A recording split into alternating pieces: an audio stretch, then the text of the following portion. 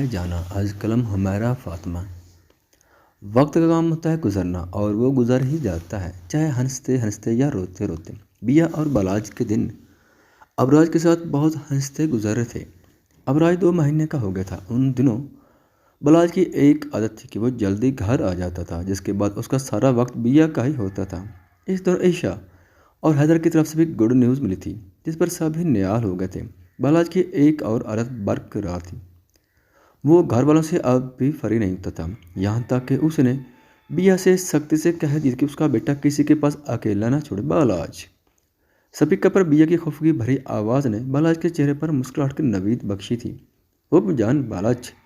बालाज के अंदाज पर दूसरी जने बिया खुद में ही मकरूर हुई थी। घर कब तक आएंगे? मुंह के टेढ़े मेढ़े जाविये बनाते बड़े हक से पूछा गया था। हुक्म करें। बस अभी आ जाता हूँ। लैपटॉप की स्क्रीन पर तेज से चलती उंगलियां कुछ लम्हे के लिए उसका जवाब सुनने के लिए रुकी और फिर से अपने काम में लग गईं। फालतू की शोबाजियाँ करवा लो आपसे। अपनी बात कहते फ़ोन खटाक से बंद हुआ, जिस पर बालाज ज़ेरे लब मुस्कुराया। वो उसकी मोहब्बत में मगरूर सी हो जाती थी। जब भी उसने इकरार ना किया कि वो उसे याद कर रही है, पर बालाज ज़रूर बेचैन हुआ था। अब उसका इरादा जल्द अज जल्द घर निकलने का था। सर, ये इम्पोर्टेंट मीटिंग थी, आपने कहा था आपको दिखा दूँ। वो उठते उठते मजबूरन दोबारा बैठ चुका था। आज काम करते करते उसे काफ़ी देर हो गई थी, जब भी उसका अपना मूड भी ऑफ हो चुका था। सर काफ़ी।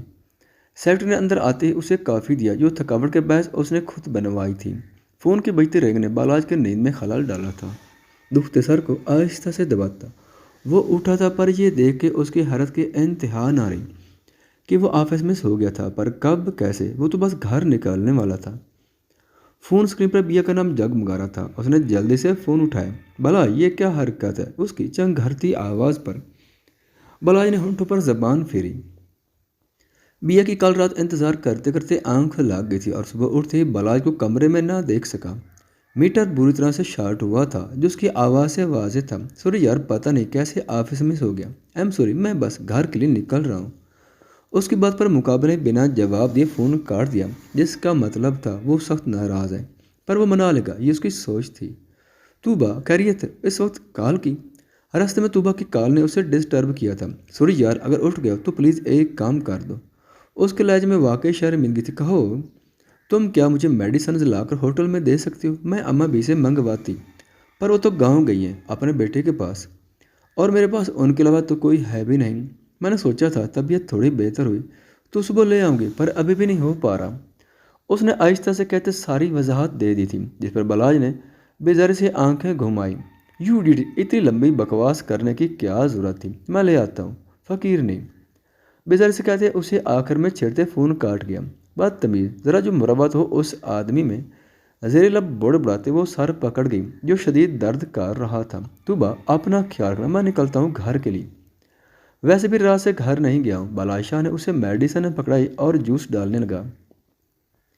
तुम घर क्यों नहीं गए बालाज? तूबा को हैरत हुई, क्योंकि आजकल उसके रूटीन में जल्दी घर जाना मस्ट था। अरे यार, पता नहीं कैसे कल ऑफिस में काम करते करते आंख लग गई। मैं खुद हैरान हूँ।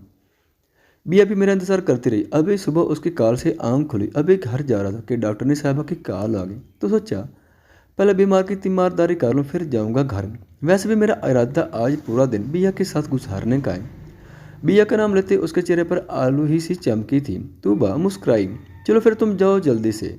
हम तुम जल्द अज जल्द अपने घर का रेनोवेशन ख़त्म करवा कर शिफ्ट हो जा होटल में रहने का। समझ नहीं आता। वो उसे हृदय रहता जूस दे रहा था कि जूस उसकी शर्ट पर गिर गया। Oh no Balaj, it's okay, relax, तुम पियो, मैं वॉश करके आता हूँ। वॉशरूम का दरवाज़ा खोले वो शर्ट के बटन बंद कर रहा था। अभी उसका हाथ है तीसरे बटन पर था जब कमरे का दरवाज़ा खुला और बिया को सामने देख न जाने क्यों उसका रंग उड़ा था। बिया तो हैरत से ये मंजर देख रही थी। उसे लगा जैसे किसी ने सांसें तांग कर दी हूँ। इतना मान देने के बाद ये धोखा क्यों? तूबा भी कंफर्टर में लेटी हैरानी से बिया को देख रही थी। बिया की आमद पर गलत न होते हुए भी वो दोनों बौखलाए थे। बिया, मेरी बात। इससे पहले बलाज कुछ कहता, वो तेज से रोते हुए रूम से बाहर निकल गई और बलाज शाह को ऐसे लगा जैसे उसकी मताह हयात उससे दूर जा रही हो।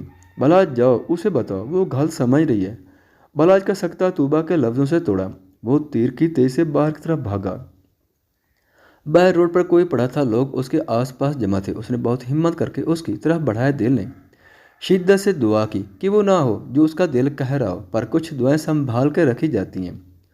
उसके खून से लथपथ वजूद को उसने सीने में पिंचा। क्यों? भैया के मुंह से हल्की सी सरगोशी निकली तो वो तड़प गया। वो तो उस हालत में भी नहीं थी कि वो उसे सफाई दे सके।